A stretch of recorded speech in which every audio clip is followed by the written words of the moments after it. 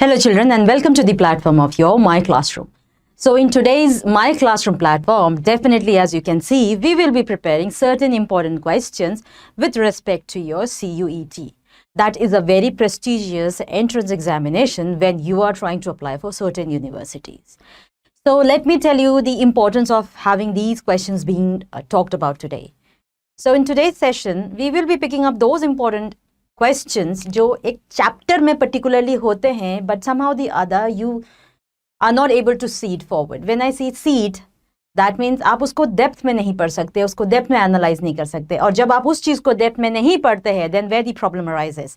The problem arises that we are not able to do that question because we do not memorize it. It's not about the memory, every time memory. You have to use your analytical thought. You have to build up your concept. For that, we will be doing certain questions today. So let's start with your question answers round. First question coming up is with respect to your primary treatment. When I'm talking about the primary treatment, I am basically talking about the sewage treatment plant. You know that when we talk about the sewage treatment plant, we are basically referring to how the sewage, which should be treated properly before you send it to the rivers or any water body. So that need to be treated. When I say treated, that means it need to be treated in such a manner that harmful bacteria should not be there and some harmful substances should not be there so that it should not harm the water bodies. As the question is asked, primary treatment of sewage waste involves which processes? Primary, if I would say sewage treatment plant, they are basically divided into your primary treatment and secondary treatment. Primary treatment is the one which basically involves with respect to your solid particles. If I say solid particles, I am referring to the physical particles that can be debris in the form of soil, grit, or some floating material. So initially, the floating substances, they are being set aside. That means it generally follows the filtration process and the sedimentation process. Filtration process and the sedimentation of the physical structures. Anything which is lighter in weight, of course, it will start floating on the surface. Of course, you can filter it out. Then later in the primary treatment, what you do, the structure which are heavy, you let them settle. When I say heavy, I am referring to कि उसका जो soil particles होगा, कोई heavy pebble होगा, वो नीचे दब जाएगा, नीचे की तरफ sediment हो जाएगा. नीचे जो sediment हो चुका है, that is of course which is your primary structure. But this one which is there, that is the supernatant. जो supernatant होता है, let me write it down, जो supernatant होता है, supernatant is the one जिसको बोला जाता है effluent. इसको भेजा जाता है secondary treatment के लिए, क्योंकि secondary treatment is purely your biological treatment. इसमें microbes का usage होता है. So according to the question asked, the correct answer would be filtration and sedimentation rate. Moving on to next question, we have question number 2. Question number 2 has asked that alcoholic beverages are produced by microbial fermentation of, क्या वो malted sugar से होगा, क्या वो fruit juices से होगा, vegetable juices से होगा, या फिर both A and B से होगा. If you know that when we talk about the alcoholic beverages, वो generally आपके malted cereals या फिर fruit juices से बनता है, vegetable juice से नहीं बनता है. जब हम malted cereals और fruit juices को एक फंगस के साथ ट्रीट करते हैं, वो फंगस हमेशा प्रेजेंट होता है और इस फंगस को जनरली बेकर्स यीस्ट भी बोलते हैं और इसका एक और नाम है brewer's yeast. And the name of that fungus is Saccharomyces cerevisiae.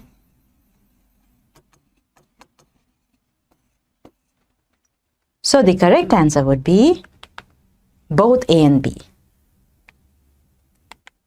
Question 3. Question 3 is asking you, the supernatant left after sedimentation of sewage water during primary treatment is known as we have already discussed, it is the effluent. Do not get confused by the effluent. It is the effluent, and effluent is the one which will be basically taken ahead for secondary treatment taken for secondary treatment. So the correct answer is your effluent here. What is BOD? Now the basic question that comes into the picture, what is the use of having a BOD? BOD, as the name suggests, or as the abbreviation says, this is the biochemical oxygen demand. Biochemical oxygen demand. Yeah, you will be asked certain questions like this, which will be quite tricky for you. It's biochemical oxygen demand. That means when a microbial growth is happening, and like I told you that biological oxygen demand is the one which is the primary, one of the primary steps when we talk about the sewage treatment plant.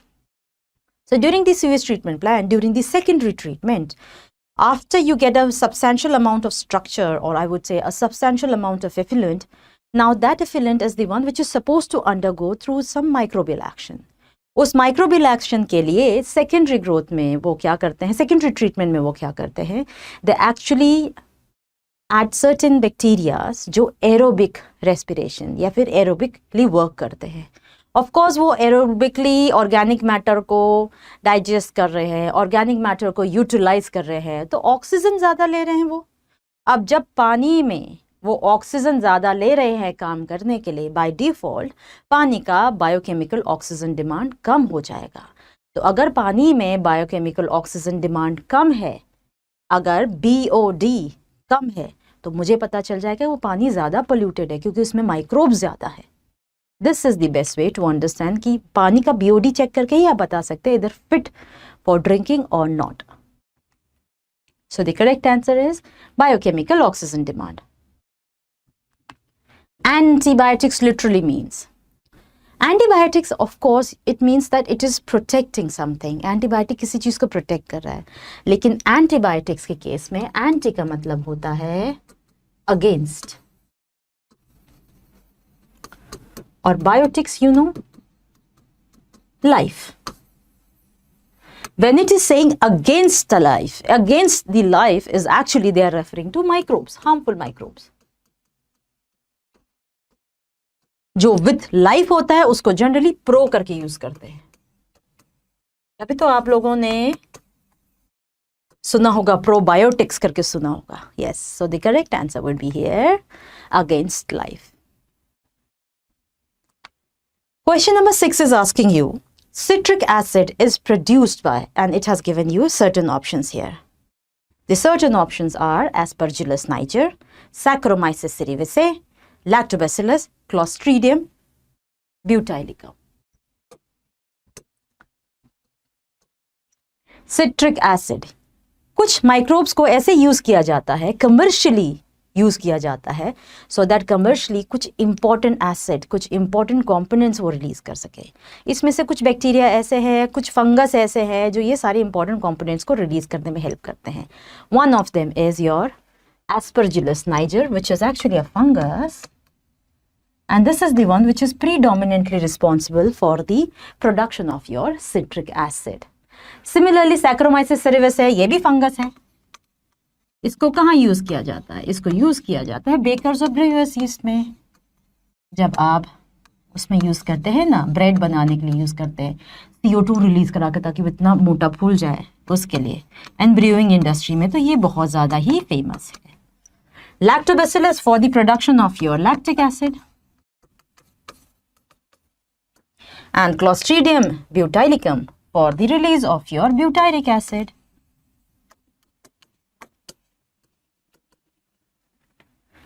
Lactobacillus and these two, these are the bacteria.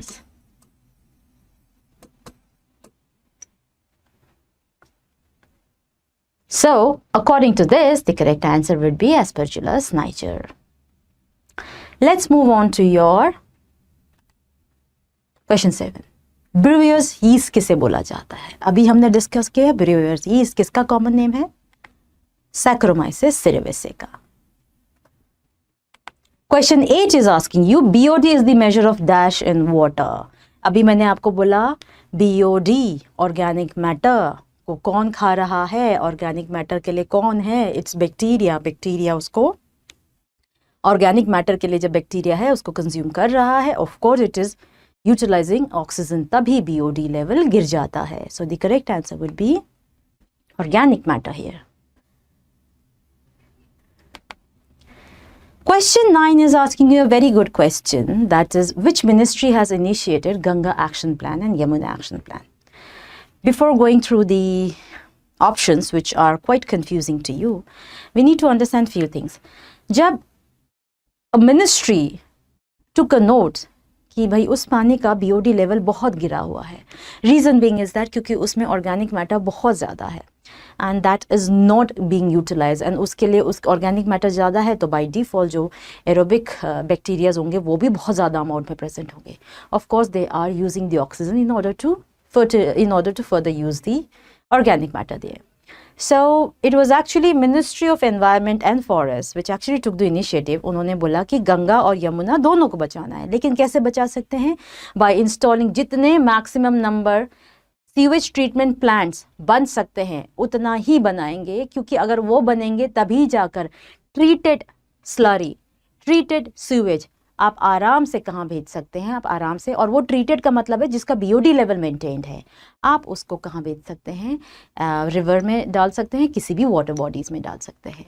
So according to the question answer, the correct answer is option D here.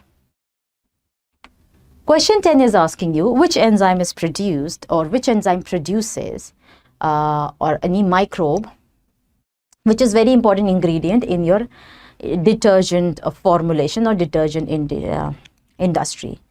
सबसे important urease, पेक्टिनेस, क्लीनेसिस कुछ नहीं होता. यूरेसिस is different, पेक्टिनेसिस is different. हमें हमारा क्या होता है? दाग, धब्बा, तेल, यही तो होता है, फैट्स ही तो होता है. सो ऑफ कोर्स उसको हटाने के लिए lipases are the one which are used. Question 11 is asking you the spent slurry in a biogas plant is used as. अब पहले बात करते हैं बायोगैस प्लांट की. जब हम बायोगैस के बारे में बात करते हैं, biogas is generally 10 to 15 feet deep. इसमें आप काऊ डंग भर देते हैं और काऊ डंग को उसका जो पूरा होल होता है जिसमें उसको भरा जाता है, उसमें काऊ डंग या फिर स्लरी जब डाला जाता है, इसको फ्लोटिंग कवर से कवर कर देते हैं. क्यों फ्लोटिंग कवर से कवर कर देते हैं? क्योंकि धीरे धीरे जैसे जैसे इसमें गैसेस बनना शुरू हो जाती है, बायोगैस बनना शुरू हो जाती है, धीरे धीरे वो कवर भी ऊपर आने लग जाता है. इसी बायोगैस प्लांट के साथ आपके साइड में एक आउटलेट होता है. उस आउटलेट को आप गैस की पाइपलाइंस, जितने भी पाइपलाइंस होते हैं उससे आप अटैच कर सकते हैं, because those pipelines are the one which go directly to the household. वहाँ पर उसको एज अ बायोगैस यूज़ कर सकते हैं, जिसको जनरली गोबर गैस बोलते हैं, खाना बनाने में यूज़ कर सकते हैं. और जो उसका स्पेंट स्लरी है, जो बचा कुचा स्लरी है, उसको आप एज अ फर्टिलाइजर यूज़ कर सकते हैं. So the correct answer here is fertilizer. 12th question is asking you Gallgotto is a common name for which disease? These are the diseases which are generally, इसको हिंदी में बोलते हैं, जैसे काली खांसी हो गया, जैसे छुआछूत की बीमारी बोलते हैं, वैसे होता Gallgotto. Gallgotto is a very common name which is an Indian common name, and this is the name given to diphtheria.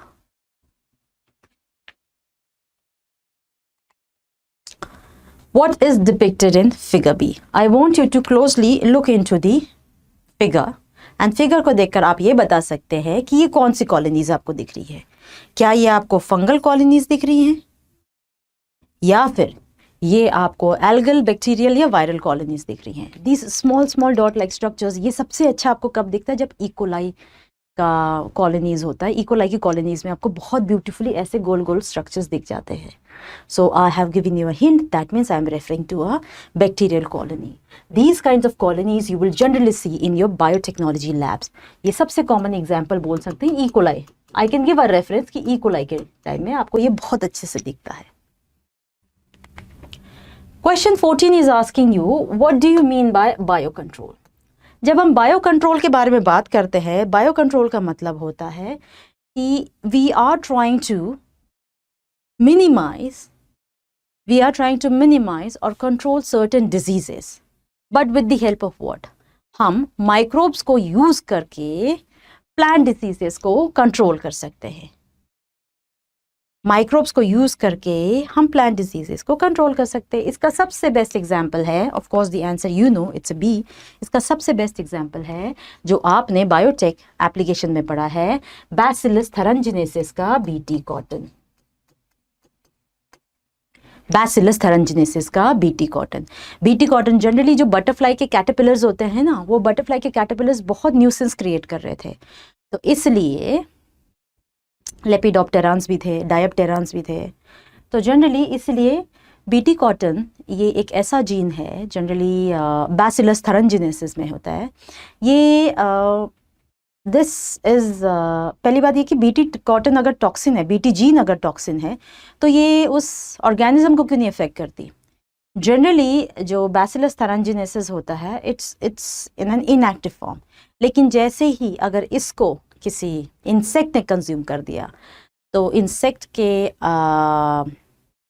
Salivary gland और you would say the insect के पूरे इस ट्रैक में इट्स एन अल्कलाइन पीएच, और alkaline pH में it gets activated and this activated structure actually starts boring, pore बनाने लग जाते हैं। और जब पोर बनाने लग गया उसके एलिमेंट्री कैनाल में जब पोर्स बनने लगे तो by default because of that pore that insect dies.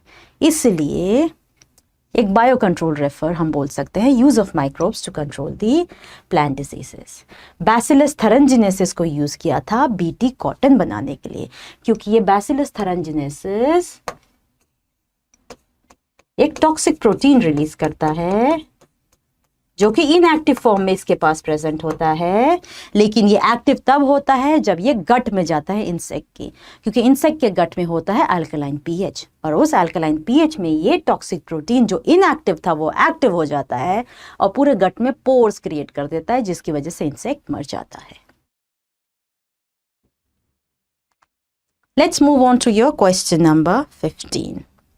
Now dragonflies are useful to get rid of. Let me tell you a brief note कि ये सारी चीजें है क्या। These are the, ये जो हम एग्जाम्पल पढ़ रहे हैं, this is the microbial control. When I say microbial control का मतलब होता है microbial control, और you can say pest control. Pest control कैसे कंट्रोल कर सकते हैं, क्योंकि ये क्या करते हैं, ये सारे के सारे जो भी वीट्स है, राइस है, जितना भी ज़्यादा क्रॉप है, उन क्रॉप को सबको नुकसान करता है। सबसे ज़्यादा प्रॉब्लम जो करता है that is your aphid. Aphid is the one, aphid और मस्कीटो ये दोनों के दोनों प्रॉब्लम क्रिएट करते हैं, तो इसलिए इन्होंने एक बायोलॉजिकल कंट्रोल, माइक्रोबियल कंट्रोल मैं आपको बता चुकी हूँ, बैसिलस थरंजिनेसिस, एक बायोलॉजिकल कंट्रोल इन्होंने क्या किया। देयर आर बीटल्स, कुछ बीटल्स के पास ब्लैक एंड रेड मार्किंग्स होते हैं, उन ब्लैक एंड रेड मार्किंग्स को बोला जाता है, ऐसे को बोला जाता है ladybird. Ladybird and dragonflies ये दोनों के दोनों यूज किए जाते हैं in order to get rid of your aphids and mosquitoes. So the correct answer for the above question asked is both B and C. Question 16 is asking you which is not a step in breeding a new genetic variety crop. पहली बात, जब भी हम new genetic variety crop बनाते हैं, कोई भी crop बनाते हैं, बीटी क्रॉप, एनी क्रॉप और GMO crop, we artificially selected, जब हम उसके desired gene, desired genetic makeup उसको सेलेक्ट करते हैं, then only we try to cross breed it. कभी भी जेनेटिकली सिलेक्टेड स्ट्रक्चर्स में हम ये नहीं चाहेंगे कि सेल्फ पॉलिनेशन हो, सेल्फिंग हो, तो इसलिए हम कभी भी नहीं चाहेंगे कि वो सेल्फ हाइब्रिडाइजेशन कर ले। हम हमेशा चाहेंगे जेनेटिक कैरेक्टर्स है, इधर से कुछ कैरेक्टर्स उठाए, इधर से कुछ कैरेक्टर्स उठाए। If you remember there are certain hybrids that you make, उसमें भी आप जेनेटिकली कैरेक्टर्स को क्या करते हो, सॉर्ट करते हो। जब आप उठाते हो then you try to cross hybridize it. You never want them to get self hybridized. So the correct option is your option C कि self hybridization आप नहीं चाहेंगे, आप इसकी जगह क्या चाहेंगे, that it should be cross. 17 question says scientists have introduced dash gene into plants to impart resistance to insect pest. Yes, हम insect pest की बारे में बात करें, जैसे अभी मैंने आपको बताया था. Worms होते हैं, ball worms होते हैं, इवन आपका बटरफ्लाई का कैटरपिलर्स होते हैं, वो भी न्यूसेंस क्रिएट करते हैं. तो उन्होंने बैसिलस थेरेंजिनेसिस की जीन्स डालकर, बिकॉज आपको पता है Bacillus thuringiensis is the one which releases a toxic protein जो उसके पास इनएक्टिव फॉर्म में होता है. So the correct answer is your BT gene. The next question is asking you dash are the pathogens that attack insects and other arthropods. पहले हम बता देते हैं कि ये किसके बारे में बात कर रहे हैं. This is the one which is actually talking about your baculovirus. Let me give you an important note that what is a baculovirus. Baculovirus is actually a biological controlling agent or biological control agent.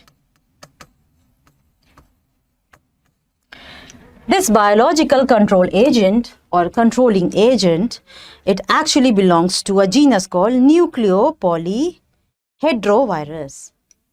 Let me write it down. Belongs to a genus of Nucleopolyhedroviruses. Okay, one thing. The reason why I'm explaining each and everything to you here is that we have a short of doing 50 questions here. लेकिन उसी 50 questions में मैं ये सारी चीज़ें बता रही हूँ, तो इसमें से भी क्वेश्चन आ सकता है कि इन सब में से एक बायोकेमिकल कंट्रोल एजेंट ढूंढिए, तो बक्यूलोवायरस. ये भी क्वेश्चन आ सकता है इन सब में से ऐसा कौन सा है जो न्यूक्लियोपॉलीहेड्रोवायरस जीनस को बिलोंग करता है. आ गए. एक ही क्वेश्चन में से आपको ऑलमोस्ट 3 more questions मिल गए. अब सबसे इंपॉर्टेंट चीज़ होता है कि ये बक्यूलोवायरस क्यों यूज़ किया जाता है. बक्यूलोवायरस का एक सबसे इंपॉर्टेंट चीज़ है कि ये नैरो स्पेक्ट्रम इंसेक्टिसाइडल स्ट्रक्चर है. अब इसका क्या मतलब है, let me tell you. Baculovirus here we are referring to, this is the one. इसका narrow spectrum has narrow spectrum insecticidal application. क्या मतलब है इसका. नैरो स्पेक्ट्रम, और सबसे बेस्ट चीज है कि इसका कोई नेगेटिव इंपैक्ट नहीं है. किसी प्लांट्स को कुछ इन्फेक्ट नहीं करता है, किसी एनिमल को हार्म नहीं करता है, किसी पर्टिकुलर फ्रूट को या ऐसे कुछ स्ट्रक्चर्स को किसी को भी हार्म नहीं करता है. हाँ, लेकिन आप इसको एक पर्टिकुलर छोटे एरिया के लिए, से फॉर एग्जांपल एक बायोडाइवर्सिटी रिजर्व है, वहाँ पर से फॉर एग्जांपल एफिड ने बहुत ज़्यादा परेशान कर रखा है, आप वहाँ पर ड्रैगन फ्लाइज और मस्कीटो नहीं रिलीज कर सकते. कोई बात नहीं, एक नैरो स्पेक्ट्रम है ना, छोटा ही हिस्सा है, आपको सिर्फ एफिड को ही कंट्रोल करना है. You can use baculovirus. अगर बक्यूलोवायरस उसमें काम करते हैं, वो तो नैरो स्पेक्ट्रम के लिए यूज़ किया है. These are the pathogens that attack insects and other arthropods. तो आप इसको नैरो स्पेक्ट्रम के लिए यूज़ कर सकते हैं, लेकिन वाइड एरिया में आप नहीं रिलीज़ कर सकते, फिर सारा का सारा आर्थ्रोपोड ही ख़त्म कर देगा ये. तो these are the ones which are useful, these are pathogen. But हाँ, ये है कि आप इसको रिस्ट्रिक्ट कर सकते कि अच्छा ये पैथोजन है, ये पर्टिकुलर यहाँ इस डोमेन में ही हमको यूज़ करना है. तो इसलिए इसका यूसेज नैरो स्पेक्ट्रम है, लेकिन रिजल्ट बहुत अच्छा है.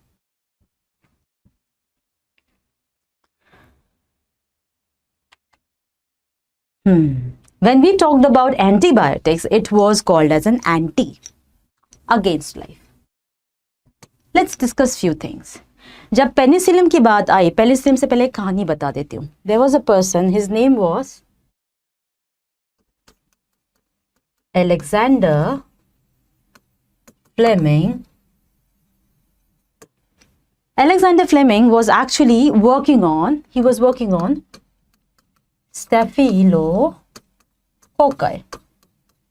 स्टेफिलोकोकाई के ऊपर काम कर रहा था. तो एक दिन क्या हुआ, काम करते करते ऑफ कोर्स आप पेट्री डिशेस यूज़ करते हो. पेट्री डिश यूज़ करने के बाद फिर आपको कोई रिजल्ट नहीं मिलता, आपको कुछ चीज़ें सही नहीं लगती, तो आप उसको धोकर दोबारा यूज़ कर सकते हो. That's petri dish. तो इसने क्या देखा एक बार कि ऐसे सिंक में इसके बहुत सारे पेट्री डिश रखे हुए थे. एक सिंक में जो पेट्री डिश है, वहाँ उसको एक अलग सा मोल्ड दिखा, उसका कुछ ऐसा मोल्ड दिखा. और इस मोल्ड को जब इसने देखा, इसमें मोल्ड के आसपास स्टेफिलोकोकस या स्टेफिलोकोकाई ग्रो ही नहीं कर रहा।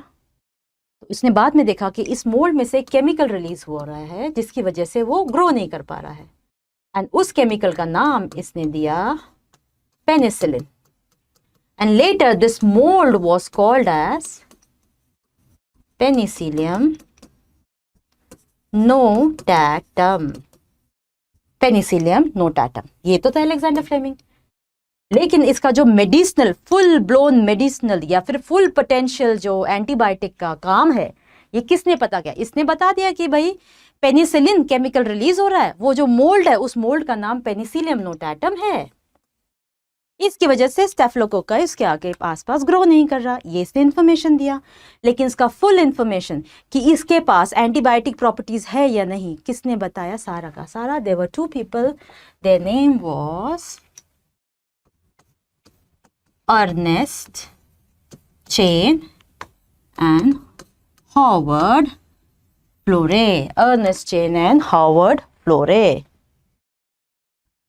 ये आपका फ्लेमिंग, चेन और फ्लोरे, इन तीनों को नोबेल प्राइज मिला। और ये नोबेल प्राइज कब मिला था? इन 1945। इन तीनों को नोबेल प्राइज मिला था 1945 में।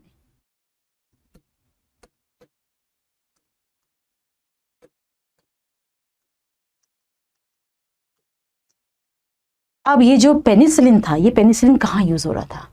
जब वर्ल्ड वॉर 2 हो रहा था तब अमेरिकन सोल्जर्स को ट्रीट करने के लिए इस पेनिसिलिन ने बहुत ज़्यादा हेल्प किया।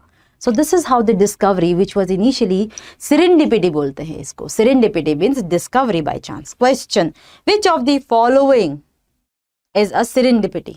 Of course penicillin. क्वेश्चंस बता रही हूँ कि आप सिर्फ नैरो डाउन क्वेश्चन नहीं, बहुत सारे क्वेश्चंस आ सकते हैं। Alexander Fleming initially was working on Staphylococci. Penicillin is obtained from Penicillium notatum. उस मोल्ड का नाम क्या था? उस मोल्ड का नाम था पेनिसिलियम नोटाटम। नोबेल प्राइज किसको मिला? फ्लेमिंग, चेन, फ्लोरे को मिला। कौन सी ईयर में मिला? 1945 में मिला। सो दीज एंड कहाँ यूज हुआ था? ये यूज हुआ था वर्ल्ड वॉर 2 में अमेरिकन सोल्जर्स को ट्रीट करने के लिए। To treat American soldiers.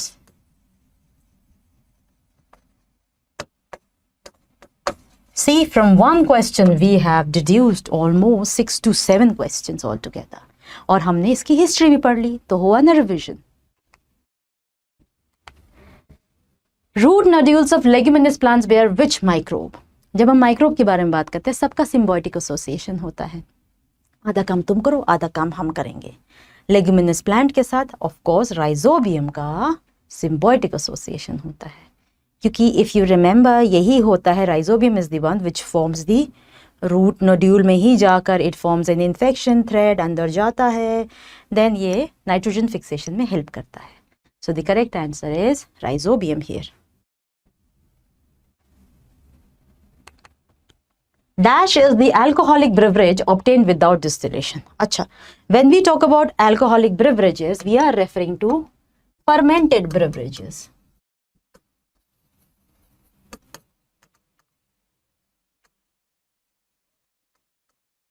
Fermented beverages को कैसे चूज किया जाता है? फर्मेंटेड बेवरेजेस को ऐसे चूज किया जाता है ऑन द बेसिस ऑफ कि उसका रॉ मटेरियल क्या है।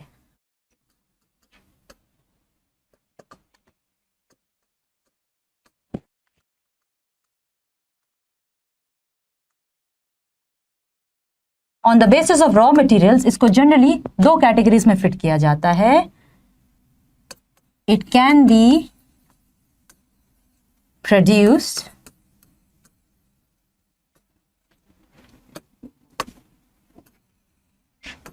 without distillation process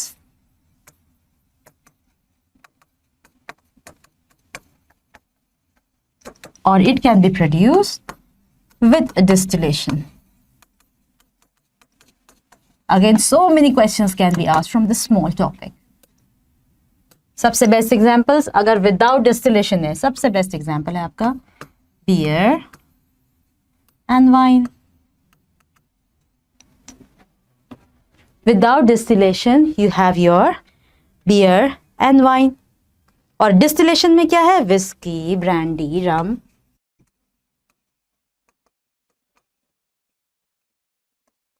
whiskey, brandy, and we have our rum also. So, according to the question asked, without distillation, of course, the correct answer is wine here. Blood cholesterol lowering agents are known as. पहली बात, blood cholesterol से होता क्या है? अगर blood में cholesterol का level बढ़ जाता है तो क्या होगा उससे? अगर ब्लड में कोलेस्ट्रॉल का लेवल बढ़ जाता है, then of course it can easily lead to certain problematic things with respect to your heart, क्योंकि heart is the pumping structure.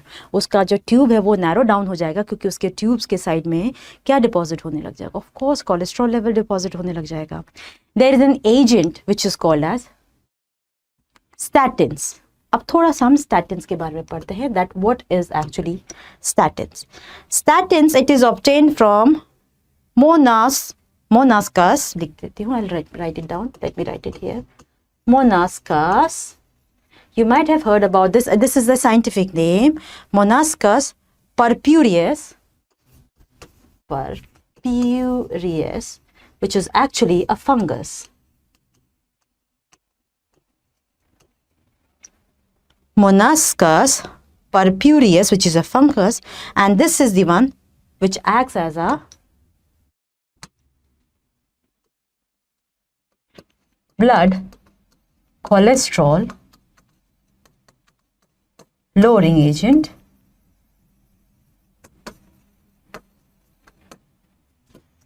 ये करता क्या है? जनरली ये क्या करता है? There is an enzyme which is responsible for cholesterol synthesis. So it actually, the statin, what they do, they, in competition with that enzyme, they inhibit the enzyme. So that once the enzyme is inhibited, of course the enzyme responsible for the cholesterol synthesis will never happen. अब जब cholesterol synthesis ही नहीं होगा, so by default, definitely there would not be any problem related to blood cholesterol, and उसकी वजह से blood vessels में narrowing down नहीं होगा और proper flow of blood vessels होगा. So this is the concept with respect to your statins.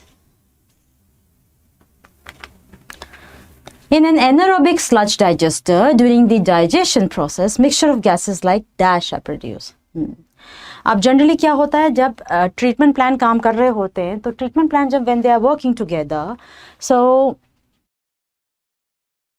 Secondary treatment जब होता है सीवेज ट्रीटमेंट प्लांट के टाइम में, सेकेंडरी ट्रीटमेंट जब हो रहा होता है, बायोलॉजिकल एक्शंस हो रहे होते हैं, उस केस में क्या होता है, अब जब एरोब वाले ने जितना काम करना था कर लिया, उसने फ्लॉक बना दिया. फ्लॉक मैश लाइक स्ट्रक्चर्स होते हैं जिसमें फिलामेंटस स्ट्रक्चर्स होते हैं. अग्रीड.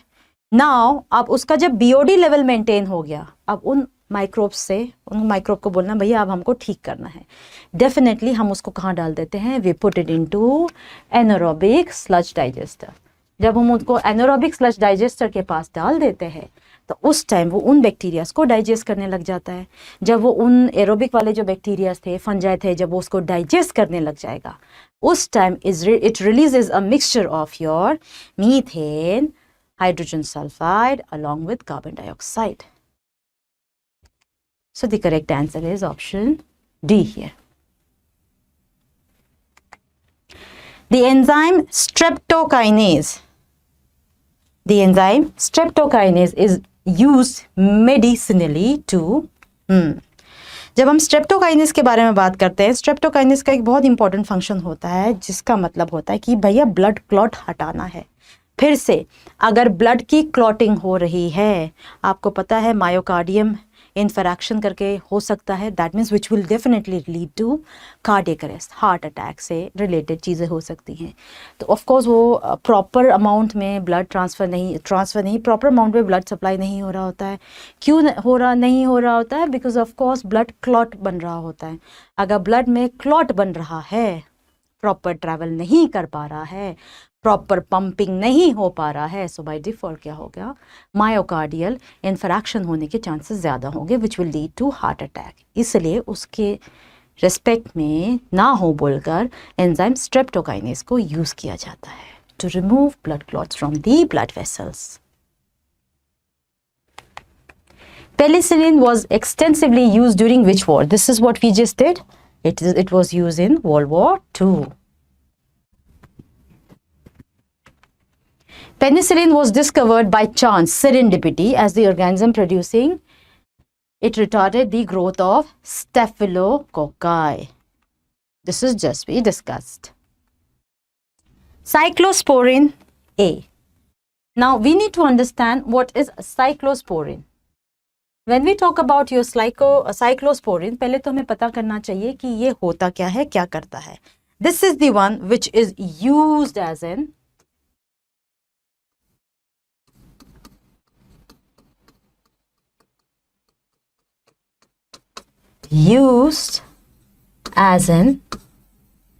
immunosuppressant.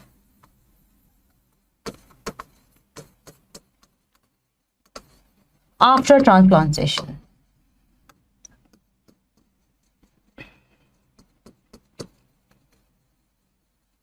ताकि हमारे अपना इम्यून सिस्टम मेरा जो ट्रांसप्लांट किया हुआ ऑर्गन या स्ट्रक्चर है उसको डिस्ट्रॉय करने नहीं लग जाए. हमारा तो एक्टिव है ना बहुत ज़्यादा.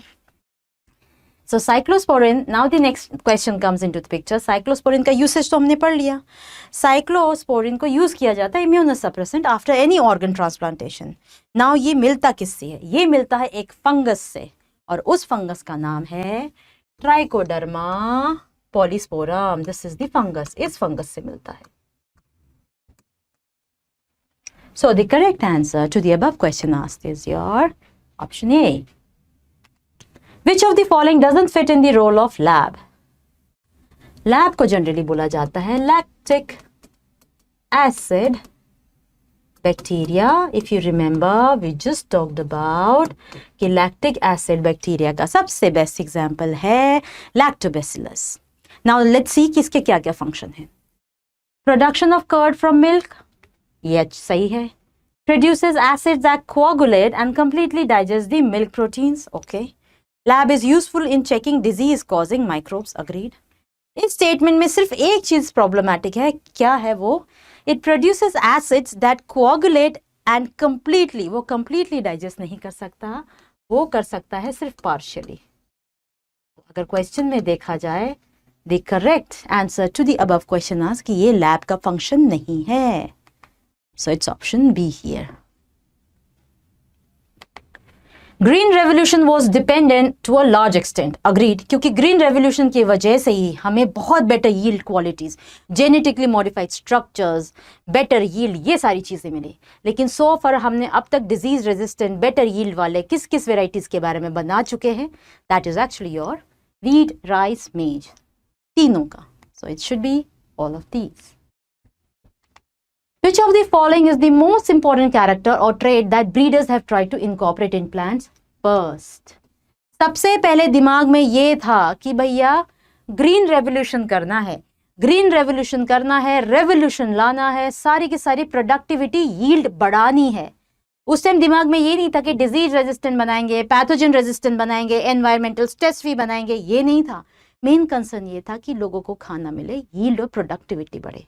So later on there were many modifications done, but पहले उनका main aim था to increase the crop yield.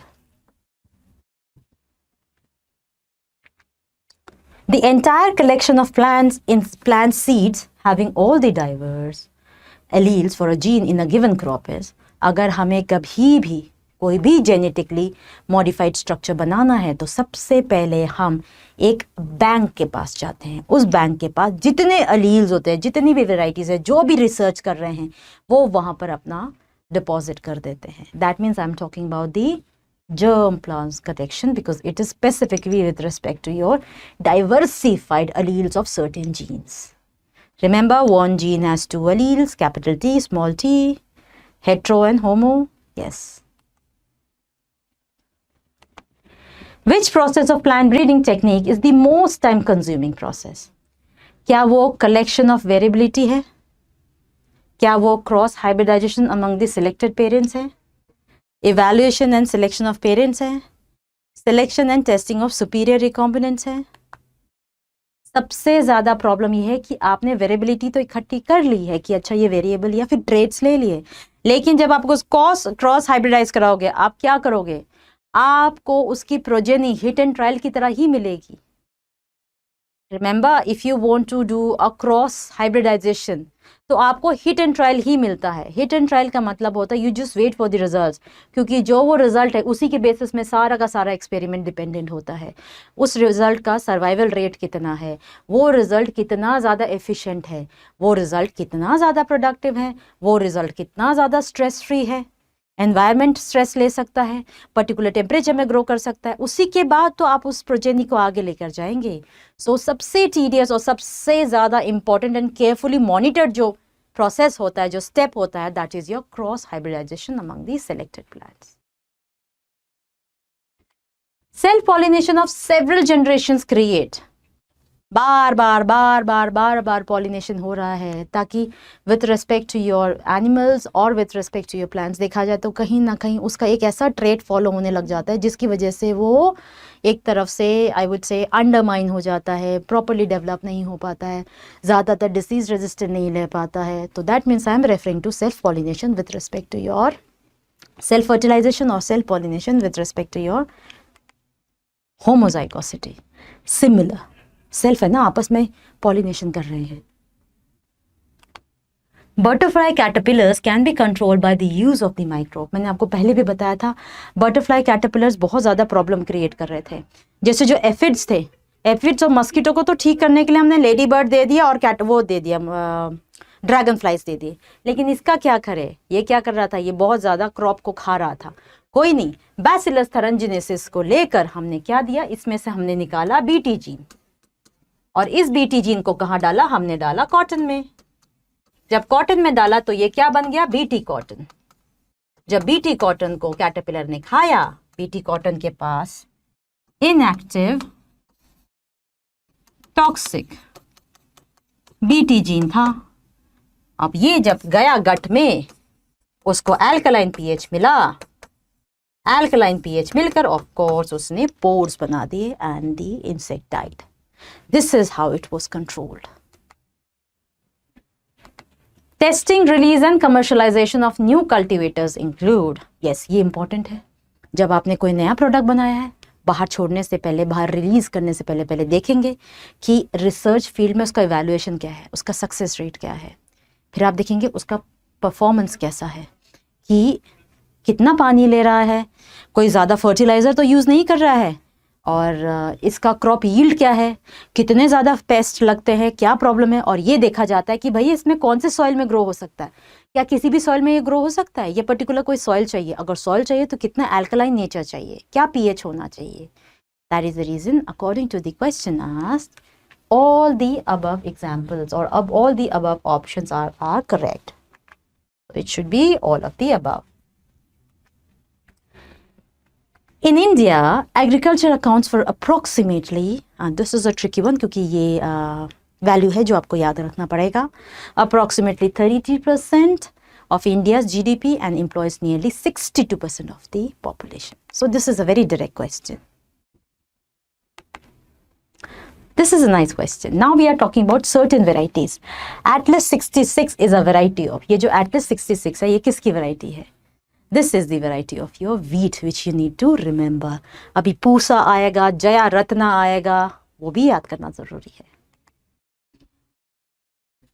Which of the following plant hybrids are successfully developed in India? मेज का भी कर लिया हमने, ज्वार का भी कर लिया, बाजरा का भी कर लिया। देखा जाए सबको हमने सक्सेसफुली हाइब्रिड्स बना रखे हैं, उसके सबके हाइब्रिड्स बन रखे हैं। The development of several high-yielding varieties of wheat and rice in the mid-dash through plant breeding and techniques lead to the green revolution in India. ये ज़रूर याद रखना आपको important है कि ये green revolution in India कब आया था। It was around 1960s. This is important. Now we need to match the column of the plant with respect to their varieties. एक variety तो हम पढ़ चुके थे, that is your wheat, Altus 66. Similarly, we have sugarcane. Sugar cane की जो है that is your Saccharum barberi, okra Pusa A4, chilli का है पूसा वडाबार, एंड राइस का है जया, इवन रत्ना भी है, Jaya and Ratna both of them. So according to the question ask, the correct option is option A here. Moving on to next question, we have a very interesting question, that is your semi-dwarf varieties of rice developed in India are Sonalika and Kalyan Sona, IR8 and Taichin Native, Jaya and Ratna, Altus 66 and Himgari. Let you go through about this semi-dwarf varieties कि ये कैसे introduce हुए, क्यों introduce हुए. Generally, there was an era which is known as your from 1960, remember Green Revolution, till 2000. इसमें industry में एकदम से boom आ गया. When I say boom, I am referring to your wheat production and I am referring to your rice production. जब हमने wheat production देखा तो wheat production का आपका बून कैसे दिखा, हमें ये दिखा कि it actually the production increased from 11 million tons to 75 million tons. 11 million tons to 75 million tons तक इतना बढ़ गया इस ड्यूरेशन के अराउंड. सिमिलरली राइस का क्या हुआ, राइस का भी 35 मिलियन टन से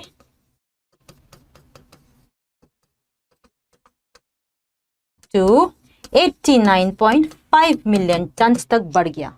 द प्रोडक्टिविटी इंक्रीज्ड. ये क्यों इंक्रीज हुआ, क्योंकि हमने क्या इंट्रोड्यूस कर दिया था, we introduced semi dwarf varieties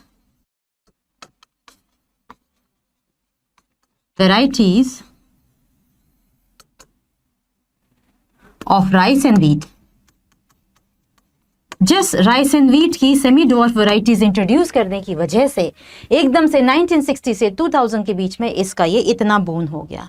and how was this possible, सबसे पहला जो semi dwarf variety of wheat बनाया that was made in Mexico. और ये किसने बनाया, there was a Nobel literate and the name of that Nobel literate was Norman E Borlaug. It was Norman Nobel literate Norman E. Borlaug. He was the first person who introduced and worked in Mexico and introduced a variety of semi-dwarf wheat. Similarly, जब ये semi-dwarf wheat की variety इसने introduce की, इसके बाद आगे जाकर इसी चीज का ध्यान रखते हुए जब ये मेक्सिको में semi dwarf variety of wheat बनी, वैसे ही इंडिया में, इंडिया के पूरे बेल्ट में semi dwarf of wheat introduce हुआ. और जो इंडियन बेल्ट में सेमी ड्वार्फ ऑफ व्हीट जो इंट्रोड्यूस हुआ, वो semi dwarf of wheat was your, जो इंडिया में इंट्रोड्यूस हुआ था, that was your Sonalika and Kalyan Sona. Let me write it down here. Sonalika and Kalyan Sona was the semi-dwarf variety of wheat. Similarly, semi-dwarf variety of rice भी बनाया गया, और वो rice का बनाया गया that was your rice से respective है your Jaya and Ratna. Jaya and Ratna Indian soil में semi-dwarf varieties of rice है, जबकि Indian soil में introduce किया दिया था semi-dwarf variety of wheat which was your Sonalika and Kalyan Sona.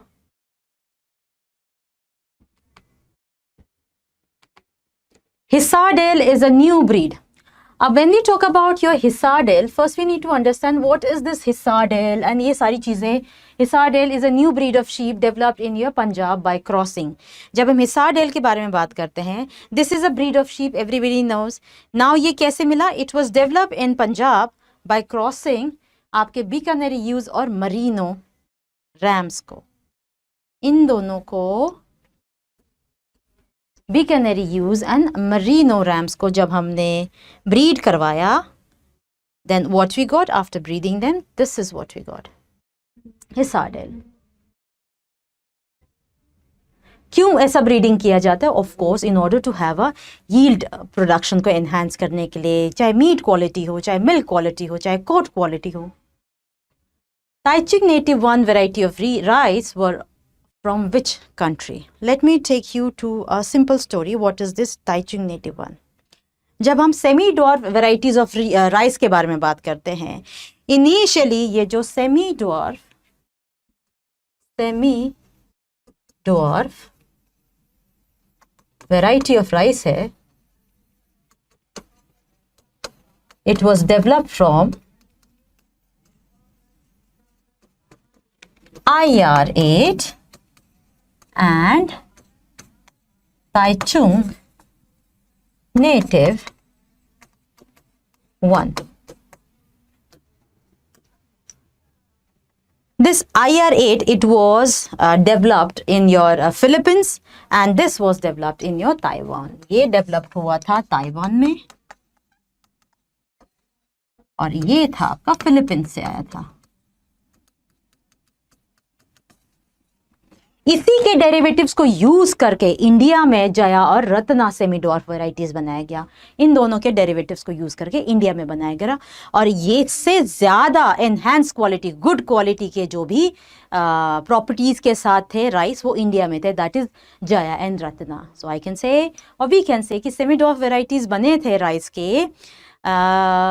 And उससे ज़्यादा बेटर वैरायटी के जो राइस थे वो इंडिया में डेवलप होते इन्हीं के डेरिवेटिव्स यूज करके. So Taichung native 1 variety of rice, it was from Taiwan. All of the given options are true about Saccharum barberry except. जब हम let me introduce what is this Saccharum barberry. सबसे पहली कहानी आ जाती है जब हम डेवलप्ड अच्छे प्रोडक्ट्स बना रहे हैं, genetically modified structure cross breed करके बना रहे हैं. How can we left behind the sugar, the cane sugar which is your sugar cane. Sugar cane के दो स्पीसीज हैं, एक है सैकरम बारबेरी और एक है सैकरम ऑफिसिनेरम. साइंटिफिक नेम्स है, इनको अंडरलाइन करते हैं हम. अब इसमें ऐसा क्या यूनिक था? ये जो सैकरम बारबेरी था, this Saccharum barberi was originally grown in your north India. Originally grown in north India. And this was the one which was originally grown in your South India. अब problem ये हुआ कि इसके पास poor sugar content, poor yield, और इसके पास high sugar content and high yield. But problem ये हो गई जब नॉर्थ इंडिया ने बोला भैया हमारे में तो सैकरम बारबेरी ग्रो नहीं कर रहा है, तो आप ऐसा करो साउथ इंडिया से हमें सैकरम ऑफिसिनेरम दे दो, क्योंकि इसके पास तो थिकर स्टेम्स भी थे. ठीक है, दे दिया, इसको दे दिया नॉर्थ इंडिया में, लेकिन नॉर्थ इंडिया में ये सर्वाइव नहीं कर पाया, ये ग्रो नहीं कर पाया, तो it was all together failure. फिर एक ही ऑप्शन बचा, क्यों ना इनको ब्रीड कर दिया जाए, क्रॉस हाइब्रिडाइजेशन कर दिया जाए. फिर क्रॉस हाइब्रिडाइजेशन करके जो प्रोडक्ट आया उस प्रोडक्ट को फिर हमने नॉर्थ इंडिया में भेज दिया. एंड इट वाज, क्योंकि जब क्रॉस हाइब्रिडाइजेशन कर रहे हैं तो हम क्या करेंगे, जर्म प्लाज्म सिलेक्शन करेंगे, स्पेसिफिक कैरेक्टर्स, जेनेटिक ट्रेट्स इसके आइडेंटिफाई करेंगे, उसको यूज करेंगे, उसको हम हाइब्रिडाइज कराएंगे, because that is the one which is a desired character. And वो पर्टिकुलर डिजायर्ड कैरेक्टर करके हमने एक नया प्रोडक्ट बनाया, एक हाइब्रिडाइज प्रोडक्ट बनाया. उस प्रोडक्ट को हमने जब नॉर्थ इंडिया में डाल दिया तो वो बहुत अच्छे से ग्रो करने लग गया. So all of the given options are true about Saccharum barberi. लेकिन सैकरम बारबेरी में क्या चीज नहीं था, हाई शुगर कंटेंट नहीं था, वो सैकरम ऑफिसिनेरम के पास था जो कि साउथ इंडिया में था. Same question, all of the given options are true about Saccharum officinarum except वो नॉर्थ इंडिया में ग्रो नहीं कर पा रहा था. The following are marine water fishes except. पहली बात, जब हम बात करते हैं फिशेस के बारे में, फिशेस को ब्रॉडली कैटेगरिकली हम डिवाइड कर देते हैं fresh water, and then we divide it into marine. Let's do certain examples. When we talk about your fresh water में हम डाल सकते हैं कातला, रोहू, कॉमन कार्प, कातला, रोहू, कॉमन कार्प, और इसमें हम क्या डाल सकते हैं? इसमें डाल सकते हैं sardines, mackerel, hilsa, pomfrets. So according to the question, the following are marine water fishes except rohu, because rohu is your fresh water. Example of interspecific hybridization. जब हम बात करते हैं interspecific hybridization की, इसमें क्या किया जाता है? Male and female animals of two different related species are taken. Males and female of two different related species are taken.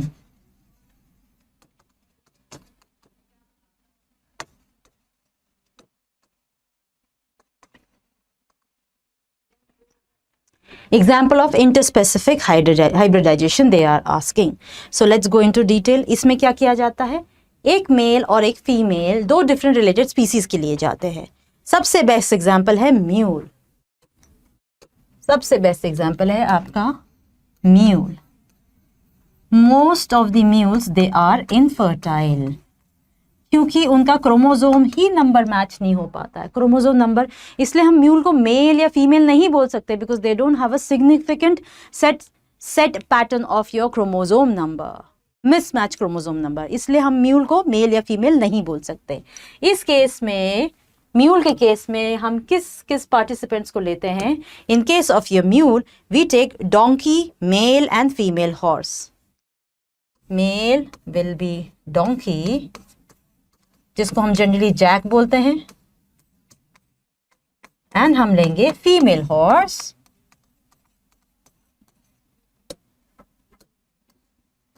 जिसको हम जनरली मेयर बोलते हैं. और इन दोनों का बच्चा होता है म्यूल, जिसके पास कोई भी सेक्स स्पेसिफिक नहीं होता है. No sex specific. मेल या फीमेल हम नहीं बोल सकते. Correct answer is your mule. Now we have another question which says MOET. पहले MOET बता देती हूँ. MOET क्या होता है? MOET is your multiple ovulation embryo transfer technology. ये MOET की जरूरत क्या पड़ती है? कुछ नहीं किया जाता. MOET में generally a cow is subjected, और काउ को FSH दिया जाता है. ज्यादा अमाउंट में काउ को एडमिनिस्टर किया जाता है FSH से. अब जब मैंने फॉलिकुलर स्टिमुलेटिंग हार्मोन दे दिया है तो उसकी वजह से क्या होगा? फॉलिकुलर स्टिमुलेटिंग हार्मोन दिया, सो बाय डिफॉल्ट इसमें क्या हो जाएगा? सुपर ओव्यूलेशन हो जाएगा एंड देन फॉलिकुलर मैच्योरेशन हो जाएगा. Super ovulation leads to follicular maturation, और बहुत इंपॉर्टेंटली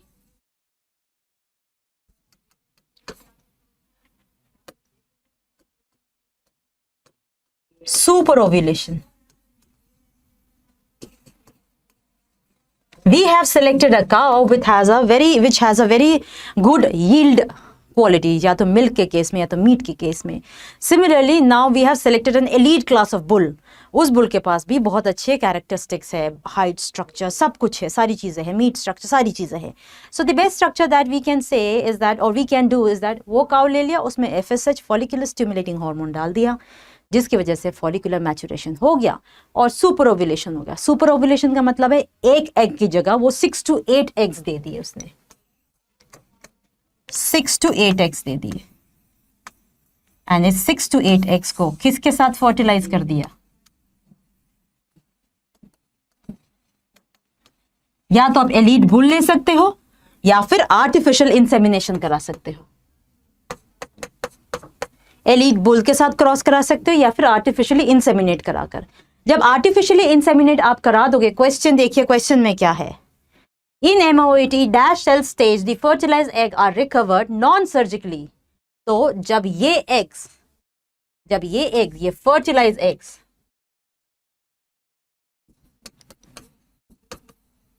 8 से 32 सेल स्टेज में आ जाएंगे, इनको नॉन सर्जिकली रिमूव करके अलग अलग सरोगेट मदर्स में दे दिया जाता है। और इसकी वजह से क्या हुआ, इसकी वजह से आपको एक की जगह बहुत सारे प्रोजेनी मिल गए।